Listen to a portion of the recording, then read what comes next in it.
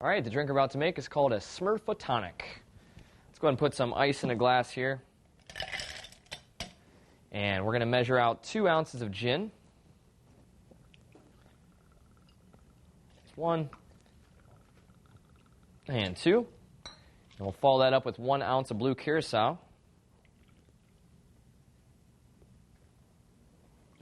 And there's the Smurf blue color. And now we're going to fill it up with tonic water. So if you're a big fan of a gin and tonic, and you're just tired of the same old drink all the time, then just add some blue curacao. It's going to give it that blue color, and it'll give it a little bit of orange flavor as well, which will go nice with the tonic. Or if you just really like the cartoon, the Smurfs, and you're looking for a drink to celebrate the glory of that show, then this is also the drink for you. We'll give it a lime and a straw, and bottoms up.